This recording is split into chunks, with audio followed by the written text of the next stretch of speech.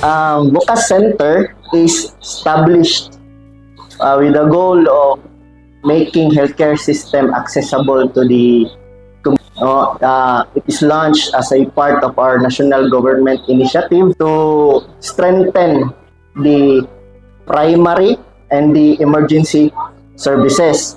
Now, the focus or our main focus of Bukas Center is we provide walk-ins, same-day care for urgent medical concerns. We offer diagnostic services. We treat minor injuries. And we also have program for health promotions. Dako jud kog pasalamatan ng Bukas kay akong pamilya na ayo jud. Unya wala po sa bayad ba, prigid sa tambal unya. Ang pamasahe lang po namang kuan pero gamay na lang. Gamay man pamasahe pas bisang.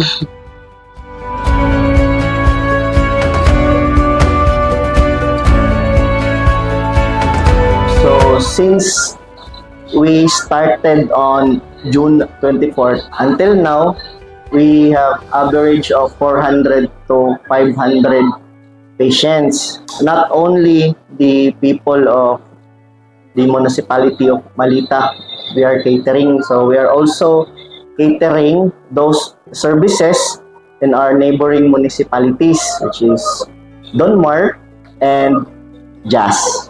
Aside from partnering with our barangays, kay some of our staff is functionaries in the barangay. Some of our patients, if dili kaya sa ato ang center, is ginatawag na sa ato ang doktor sa DOGH or sa other healthcare facilities, or if gusto ang patients sa asa nila nga hospital maadto.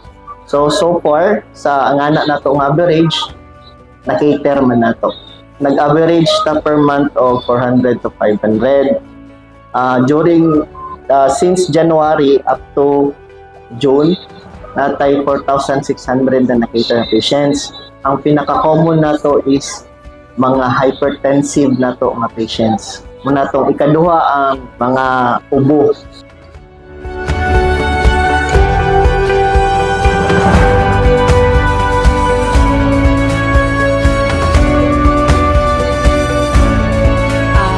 Ang check-up, libre ang mga tambal, mayo pud sila mag-estima sa mga pasyente. Naayo sa sakit niya, pagkaman walay nagasto nga kwarta. Since Bukas is started, ang kinimanggod na facility is nabuhat yun niya or na-deliver niya ang healthcare services sa community.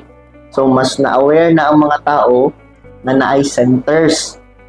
Siyempre, ang information dissemination na to, nga naman tayo libre tambal. So, daghan na yung daadto diri pa-check up. So, kaya ang isa po sa ato ang balay gusto na ko i-emphasize is our free services. Wala sila bayaran sa consultation, wala sila bayaran sa tambal. Kung unsa atong available, makuha na nila.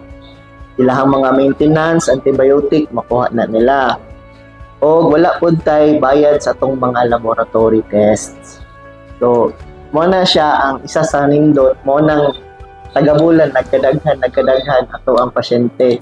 Dili lang dire sa ato ang munisipalidad sa Malita, apil po sa ubang lugar. Mo gina ang pinaka main nga ikapanghambog na to sa Bukas Center kay digid magpagawas ang tao og maskin piso. Dili pag may mudawat o kanang mga anak. Wala, rigid na sila tanan.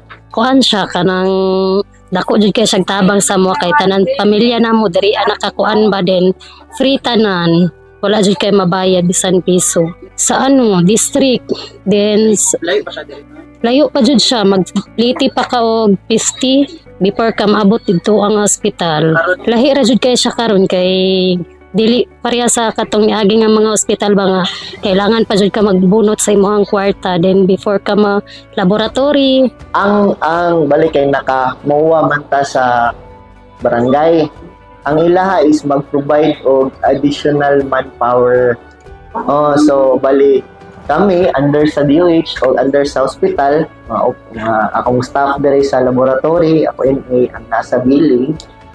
Ang uban na ang atong utility, ang ato ang gagard kinapoy ga duty rip kagabi, ang ato ang sa PACD sa barangay. Apil ato ang nasa likod na staff. So kami o sila ang barangay ang assign nagkulam. So wala siya ang nakalindot pod nya kita lang pod ang bukas center na nabuhat na.